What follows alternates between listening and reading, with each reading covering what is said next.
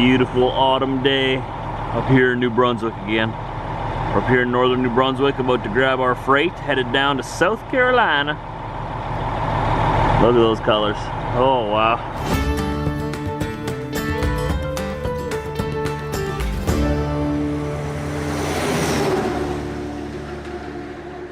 Fall is in the air. It's wonderful. This is a very nice season. The only thing that's sort of bad about it is that it means winter's coming very soon. Well, hey, that also means Christmas is coming. You guys excited for Christmas? I am. Christmas is my favorite season. Absolute favorite time of year. Just wish it wasn't so cold. But it wouldn't be Christmas if it wasn't snowy and cold. I don't know how you guys celebrate Christmas down south where it's all still green. That'd be so strange to me. You need snow for it to be Christmas. Come on up to Canada to celebrate Christmas once, you'll see. Those of you that are familiar with northern New Brunswick in the area, you know that the loads that come out of here are usually very heavy, right to the max. Just realize I've only got 2/3 of a tank of fuel. I like to show up to these customers with a full tank of fuel because they'll load me right up to my max with whatever fuel I have. Looks like they're ready for me here. 1 second. Nope. Okay. Never mind, he was not coming for me. How dare I assume he was coming here for me? I've already gone into the office and signed in, and then they'll come and get me when they're ready for me and then probably guide me to the scale. They'll scale me in how I am empty now so they know how heavy I am. That way they know exactly how much weight they can put on me before I'm overweight. And I'm going to the United States, so I have a maximum weight of 80,000 pounds that I'm allowed to haul, like gross or gross, however you say it. The problem with that is they will load, that's why they get me to scale in, because they will load me right to the max. And I'll be 80,000 pounds at 2/3 of a tank. That means I won't be able to fill up my tanks all the way down to South Carolina. So I'm gonna try to let them know, hey, you gotta leave room for about another 500 pounds of fuel or so, okay? An extra 1,000 pounds would be great. Load me up to 79,000. Probably won't listen to me, but one of the things you gotta watch out for when you're loading heavy freight, and you know they're gonna scale you in like that. I'm always playing with my beard. You notice that? It's a habit of mine. I like my beard. What? I like it. South Carolina bound. Just headed through New Brunswick here towards Holton, Maine. That's the border crossing on the other side of the border from Woodstock, New Brunswick. These fall colors are really starting to come out. Apparently they get fall later than we do in Manitoba. Manitoba, most of the leaves are all off the trees already. Look at this out here, they're just starting to change color. Very nice. In the next couple of weeks, it's gonna just pop out with color here. Too bad we couldn't come through here in like 2 weeks. It's a bit of a rainy morning. A little depressing, but I'm in a good mood. I'm feeling good this morning. I got a good sleep. I'm just gonna head over to Salisbury, New Brunswick. There's a big Irving there. It's a big truck stop. They have a cat scale. I'm gonna scale myself, make sure that I'm legal. Just pulling up to the Irving here. We're gonna go put ourselves on the scale, see how fat we are. Kind of scared to check. I've been eating a lot of donuts. There we go. Certified scales. Certified. That's why I come here, because it's certified. That way if they're wrong, they pay my ticket. Alright, here, I'll show you guys how this works, okay? Alright. Let's get up here first. Alright. Pull you guys off my dash here. Alright, now we gotta call them. Alright.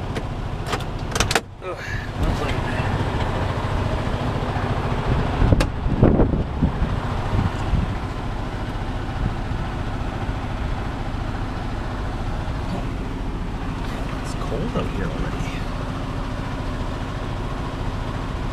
Sometimes you gotta wait a while for them.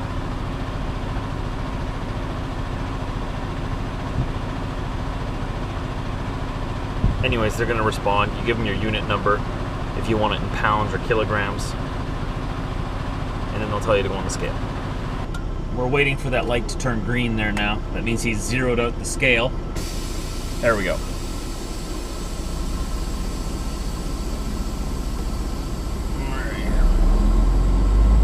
All the way on the scale. Make sure your trailer and everything is on the scale. And they'll tell you here when they're done.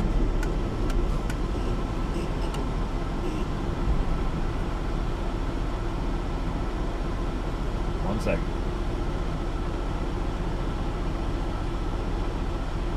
Perfect, you can pull off. Come on in and get your weights. Thank you. There we go. Now we go inside. It'll give us an axle weight.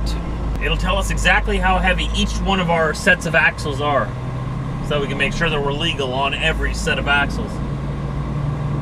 So once again, just to remind you guys, my steer axle in front can only legally hold 12,000 pounds. My drive axles, the two axles on the back of my truck, 34,000 pounds. And same thing with the two axles on my trailer, 34,000 pounds, totaling 80,000 overall. So now we're gonna go inside, pay for our scale ticket. It's a little expensive here in Canada, more expensive than the States. I think it's something like $17 here, which is like $15 American. I'm pretty sure I'll be able to fuel myself completely up. Not too worried about that. They left me enough room. And then after we're done that, we go over to Tim Hortons next door, grab ourselves some life-giving coffee, and it is a crime to leave the parking lot without picking up a Timmy's. So, don't want to get in trouble. Oh, I believe we're catching up to some military right here. Maybe they'll show me their guns. We are right near the military base here in New Brunswick. That is military, that's right. Cool. Wonder where he's going. Show me your guns. No, no guns. Fine then. Here's the one and only truck. They had about 4 soldiers in there. Keep left onto Highway 2 West. Big shout out to all the military people in this area of the country. Across the country, why not? Everywhere. Shout out to all of you guys. Hope you guys are staying safe. Thank you for keeping me safe. See, Manitoba doesn't have so many colors in the fall. This is what I mean. Like, look at this. There's like some almost purple, dark red over there. It's bright red, orange, green, yellow, brown, beige. Still some green in there. They got the pines. Like, sure, we get different colors in the fall in Manitoba, but not like here. Look at that on the left. Just bright red, like blinding red.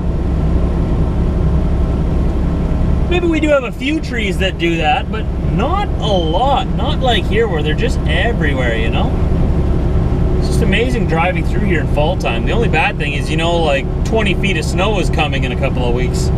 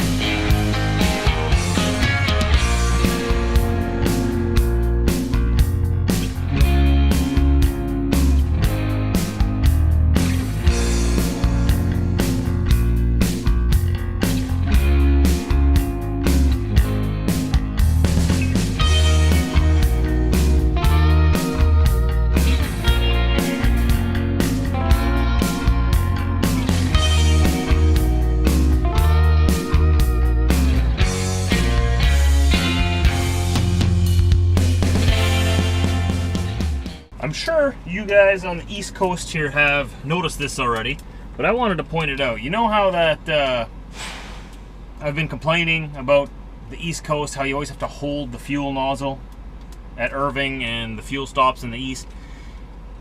My biggest complaint was in wintertime when it's minus 30, minus 40 outside. You're sitting out there for 15 minutes plus holding this very hard to hold handle. It's got a very heavy spring.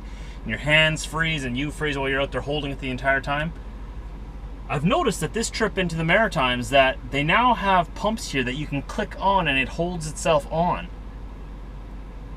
You've been watching my videos, Irving, haven't you?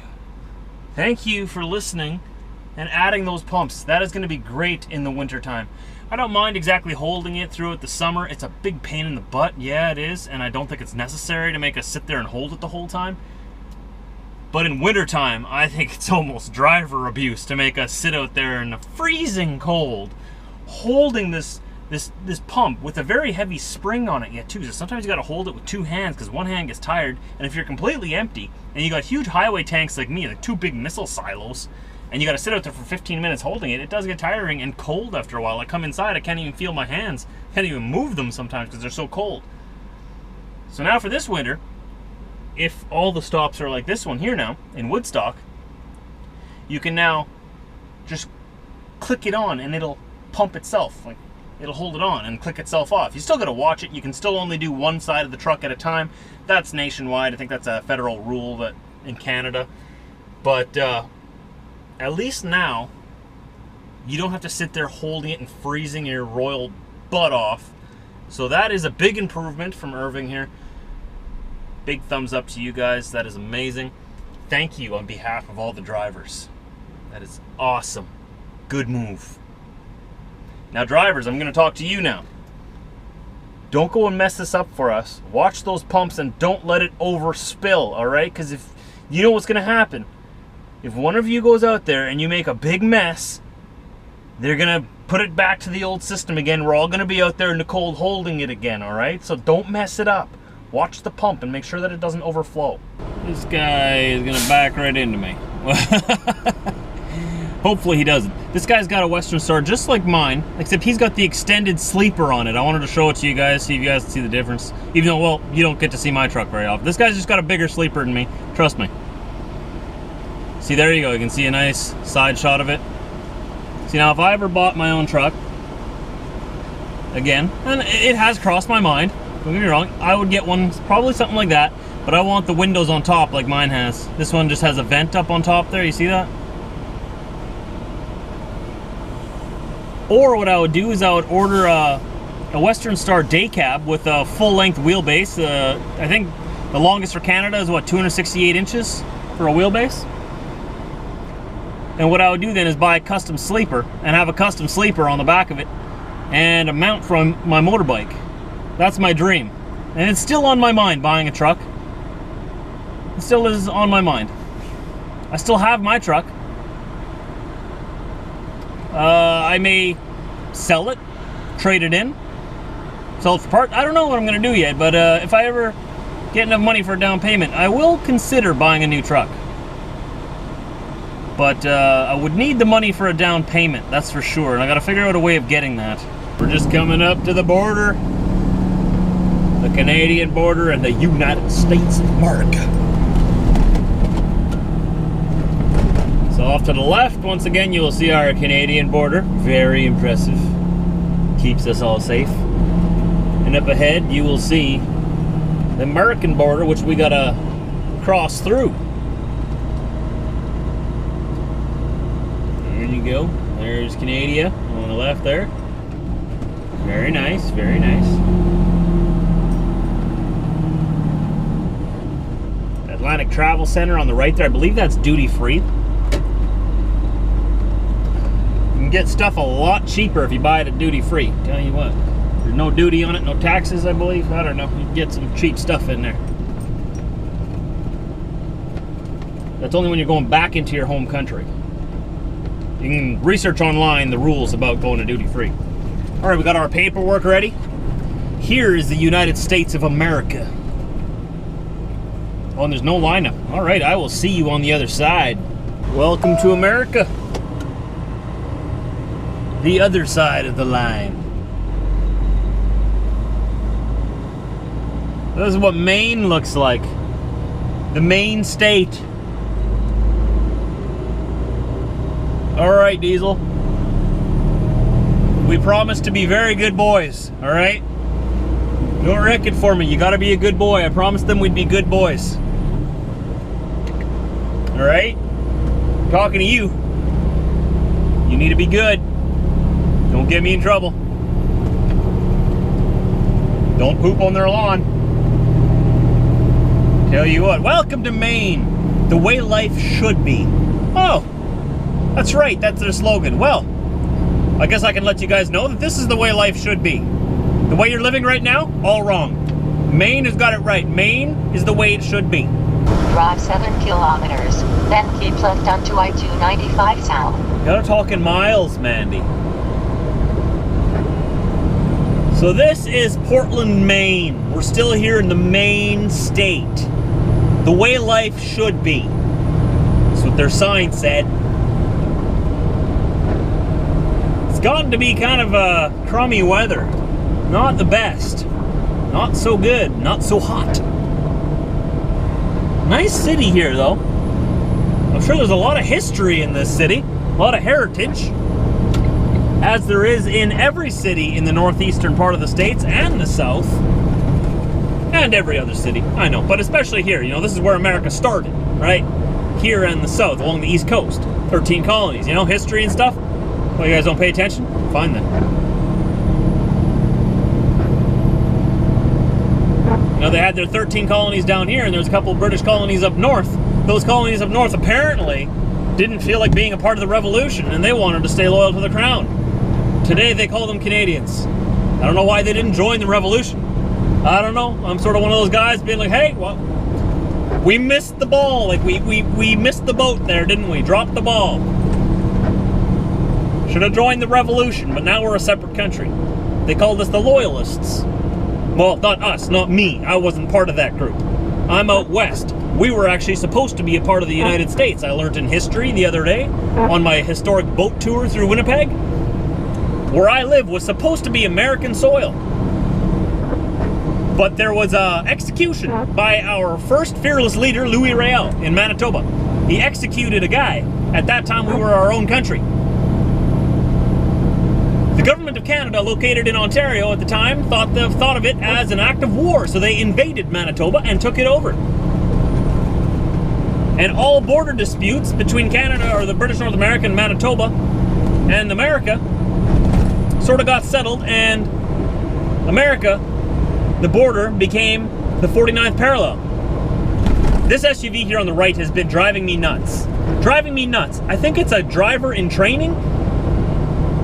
Because if it's not a driver in training, there's no excuse to be driving that crazy. I've passed them like 10 times already. They keep speeding up, slowing down, all over the road. Oh, here he comes speeding up again. Are you serious, man? No, I am not bowing down to you this time. I will stay in this lane until you let me back in there. Nope. Nope. You can't do this to me again. Slows right down. I pull out the pass, and then they sit right beside me and hold me in the left lane. Nope. I'll stay in here all night if I have to. I'm not giving in to you. Nope. I'll play this game with you. Fine. Finally backed off because this Jeep is getting closer. What was I saying? That's right. In the West, there was a lot of talk, I should say, about us being American soil down in southeast Manitoba where I am. A lot of actually all of the settlers and my ancestors who settled southeast Manitoba are the exact same families and people who settled Minnesota, North Dakota, South Dakota, and eastern Montana. That's exactly the same family lines. That's why I'm so connected to them. Keep left onto I-295 south. But anyways, this was Maine, Portland, Maine, the main city in Portland, Maine. No, this isn't the main city. It's a bigger city in Maine. The way life should be.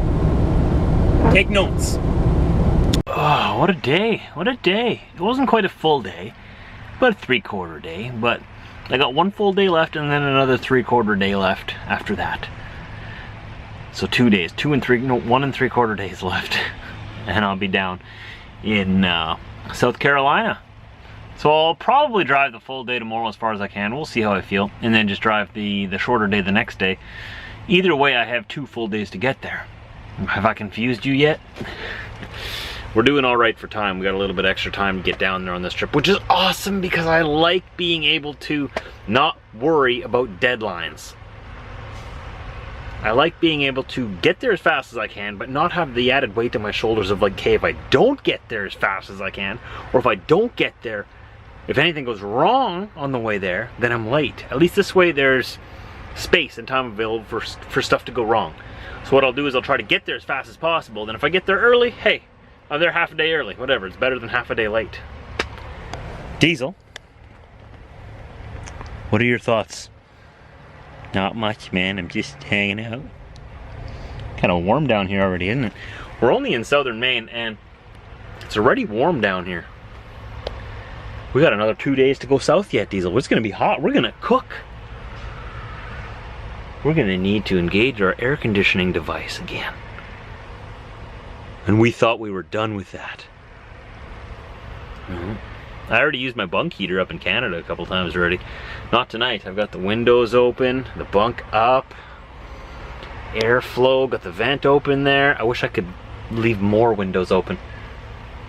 You know, like I was telling you before, if I ever like built a custom truck with a custom sleeper, I would put vents on the ceiling to let all the hot air that rises up out. I would put all the windows that would open nicely with nice like screens, or even like metal screens so people can't bust in or anything. I like fresh air at night. I like the flow going through here. I don't know. So I'm going to end it here, and I'm going to see you exactly right here tomorrow, unless if we move. I'm not planning on moving during the night. I don't know why I would. That'd be kind of freaky if I did, if I woke up in a different spot. I've said that before, eh? Can you imagine going to bed in one spot, and, you know, like waking up across the parking lot in a different spot? I'll see you all tomorrow, anytime after 4 a.m. Central Time on this channel. Don't forget to hit the subscribe button so you don't miss a vlog. We're trying to get up to that big 100,000 mark. We'll see you tomorrow.